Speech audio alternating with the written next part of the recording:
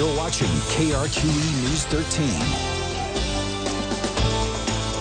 Welcome back, everyone. We're remembering the Pueblo Revolt on Indigenous Peoples Day. With Columbus Day recently replaced by Indigenous Peoples Day, today is the perfect time to learn about the Pueblo Revolt in 1680 right here in New Mexico. Joining us this morning to teach us more is historian Raffi Andonian. Did I say it right? Yeah. Perfect. To give us more details about this. Good morning. Good morning. I'm super excited to have you back. Great to be here on Indigenous Peoples Day. I mean, remember the Pueblo Revolt was the only successful Native American uprising in the history of North America. Yeah, and you know all of the details about this, and I know a lot of us have learned snippets in history class. So give us the importance behind this revolt.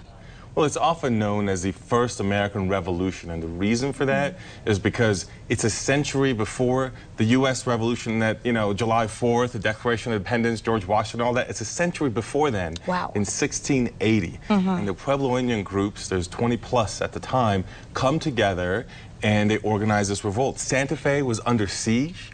And at the end, you know, there was counteroffensive by the Spanish and all kinds of, you know, bloody battles, if you will. Right. But ultimately what happens is you have 400 Spaniards killed, you have 21 of 33 friars in New Mexico that are killed also, so most of them, and 2,000 settlers are kicked out all the way to El Paso. It's remarkable to think back, way back then in the 1600s that this was taking place.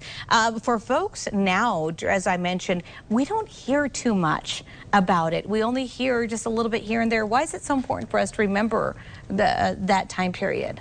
Well, remember, what's funny about that, and you know, it's just a moment to kind of connect the dots here, is that we have a statue that represents New Mexico in the United States Capitol, and it's of Pope, who's from Okeowinge, and the leader of the Pueblo Revolt who organized it. So it represents our state. There's only 2 statues that represent New Mexico inside the U.S. Capitol, and Pope from the Pueblo Revolt is one of them. I don't think majority of people know that. They don't. You just have to go in the Capitol, go to see the statue hall that they have there, and you'll find it. So that tells you how important it is to our identity. So that connects to your question, because what that means is why it's important to us today. That's the reason that the Pueblo culture survived. There are 24 Pueblos at the time. There are 6 languages, excuse me.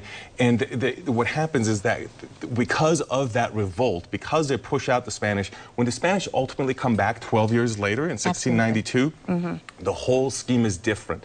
They're more accommodating rather than, you know, trying to assimilate. So they allow, for example, the religions to be more in sync with each other and to be integrated. The customs of the Pueblo peoples to be integrated with Catholicism. And that begins to form what we know today as New Mexican culture, that amalgamation of different things that we have here, and ultimately also to preserve Pueblo sovereignty. So today, these issues continue, but the reason that we even have that presence and a unique New Mexico culture here is because of the Pueblo Revolt in 1680. It's so interesting how you just said that we're kind of like a melting pot here in New Mexico, because we just spoke about the Spanish language also not only being Spanish, but also being indigenous kind of mixed in, which is definitely a reflection of what took place way back then. And the religion, and that's really important, because remember, what happened is initially when the missionaries came to New Mexico prior to the Pueblo Revolt, century prior, what happened is that, you know, the kivas, which are the sacred ceremonial pits that most of the Pueblo Indian groups have, were burned and destroyed.